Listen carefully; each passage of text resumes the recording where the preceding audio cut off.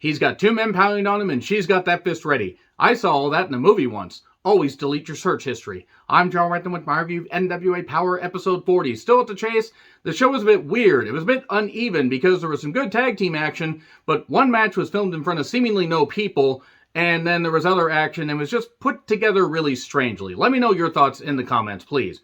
So, May Valentine welcomes us. She was all over this goddamn show, and I like May Valentine. Good for her, and it's really good that she's on her journey with sobriety and everything, and hopefully she continues to be happy and healthy. She's talking to El Rudo and James Stanley. El Rudo chose Stanley, and business is about to pick up. By God, as JR would say. And they talk and everything. They are bound determined to win the NWA Tag Title Tournament. Okay, good. Nice, neat little promo. Joe Galli, Tim Storm, and Trevor Murdoch were on commentary, at least for this first one. It was weird, though, because then we cut to the fact that they're hyping up Aldis' return, and then we actually go to an earlier show, record earlier today, and they must have recorded some of these shows at the Chase like within a goddamn day, so I imagine they're giving the talents a bit of time off. But we get the end, Powerrr and Odinson against Clearwater and Scion, the former Mystery Man, and it's a tag title, tag tourney qualifying match. That's hard to say. And they were in front of no fans. And I don't know why Austin Idol was there. I genuinely don't. I mean, Grandpa Idol is just wandering around without his meds. Velvet Sky, and about the only good thing that she said on commentary, which is a very, very short list. She kept saying, get him a breath mint or get him away from me. I mean, to be fair, I wouldn't want to be around Austin Idol either. So, Jumpstart, he's got two men pounding on him, as commentary said. I reacted to that line, of course, with the good taste of maturity everybody has come to expect from me. Powerrr was quite good. Odinson has a lot of hops, especially for a guy that big. I'm not really... there was a nice Northern Lights by this... I'm just going to say Mr. Miss. Sion's it's such a weird name. But he had nice Northern Lights, and then the end is here, or whatever their finisher's called. 1, 2, 3. They advance. May then interviews the Hawks, PJ and Luke. They want to become father-son, tag team champions. Okay, that's nice and neat. And they talk about Colby Corino and Steve Corino. Talking about the Corinos. Corinoception, if you will.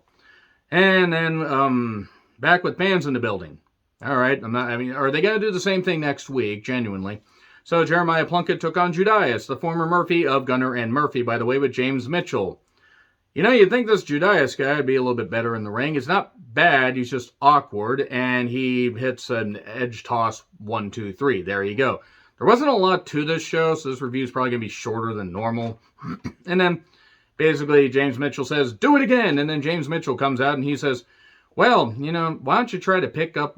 you're taking down all these little ponies. Why don't you mess with a Clydesdale? And then the Budweiser horses get panicked, like, what the fuck? We didn't do anything to you. Oh my God, we're all Krillin. I'm going to call you Little Green, but my name is Dende. Okay, enough DBZ abridged references. I just had like a bunch of lines pop into my head and my brain just froze. So, Mitchell says, you look like you're dressed for a funeral. Like, maybe I am, but I'll let you decide whose funeral it is. Woo! And then we go from there. Crimson and Jack Snane are having a face-to-face. The War Kings explode! Why did Jack Snane do what he did to Crimson? Crimson wants answers. Dane goes over all his accolades, his accoldanes, if you will. Really had to struggle for that pun right there. And you're the world's luckiest loser. Crimson, he's won more titles than you have, though. Just saying, he has. And he wants to humiliate him. And okay, they're gonna have the main event spot next week. All right, fine, cool. And you know what? It's a nice, neat little story. I mean, they're breaking up a tag team when they kind of desperately need tag teams, but they've been a team for a while, so I guess it makes sense, especially if one of them is out of their way of the company. Tootie Lynn versus Kylie Ray. It's Tootie Ray or Kylie Lynn. Kylie Lynn sounds like an 80s pop star. Kylie's clearly the heel. She's got that fist ready to go. I like a woman like that. Also, the last time that happened, I had to sit on a bag of frozen peas for a week. If you get that line, I love you. It's from Jennifer's Body. I'm just going to say it right there. So, the wrestling was nice. Good back and forth. Crossface for the win. Kylie Ray gets the win over Tootie. And then Tootie Fruity, all Looty, woo! And then... Okay, there's no good reason for Tyrus to be on any wrestling program in 2021, especially to be a champion. This is proving that Billy Corgan owning a wrestling company maybe isn't the best thing. And sure, Vince McMahon, my God, the laundry list of shit that he's done just the last 10 years. And Tony Khan and various other people and everything, and all the ownership changes that have happened in wrestling companies and all the people that own companies. There's been a lot of piece of shit people. There is no good reason for if Tyrus had any value, taking away, any of the shit that he's done outside, and the fact that he's an absolute, right-wing nut job, and those don't belong in wrestling at all because they're fucking idiots and poisonous and toxic, and I will continue to curse their existence and curse their parents for giving birth to them. Even though it was his mother, because I don't think the dad could, even though Junior did it. Moving on. This was not good. Grandpa Idol shouted, and I really don't care about this. I don't care. Get the TV championship off of Tyrus. Get him out of the goddamn company. Clean things up. Get Velvet off of commentary. Get better people in your company. Just round it out with at least people that aren't complete shit. So anyway, Slice Boogie and Marsh Rocket took on Sal Renaro and Mims. They're the big strong pals. Why they're a team? I don't know, but whatever. They seem to be having fun. Tag team or tag tournament qualifying match, and they tried. I like Slice Boogie. Marsha Rocket isn't bad. Marsha Rocket, I apologize. Sal got bounced around a bit, and Mims pinned Boogie with a slam variation, 1, 2, 3. Marty Bell and Paula Blaze, my goodness, she's hot, yelling at each other in Spanish and English. So basically it's going to be 2 singles matches. I imagine that Taryn Terrell is going to be wrestling, which means right there that show is going to take a goddamn dip because Taryn Terrell does not belong in any wrestling company or any reputable company because, oh yeah, she tried to ruin Drew McIntyre's career because she decided to abuse him. She's a piece of shit. She's an annoying twat and doesn't deserve to be there. Marty Bell, though, great. And Allison Kay, great as well. Paula Blaze, interested to see how she can do. And Genocide, please change the name so you aren't Walt Disney's favorite wrestler.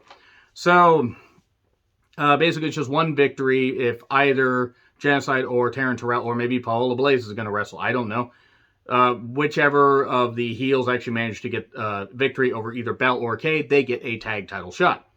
So then, video package on Aldis's 1,044-day reign. Here's Aldis to address the future. He apologizes to Kyle Davis. Strictly Business is also there. And he says, I was a champ, I carried the banner, I carried the brand and the legacy, and he did. Now, it sounded like he was going to leave. No, he's not going to leave. We've only just begun how Trevor was a better man and that he's going to carry the banner, but he is going to come back for the championship. The real work has just begun. Winning is in the family business. Here's Mickie James. Okay, nice way to tie it in. I'm interested to see what Nick Aldis does. Don't give him the championship back for a while, though.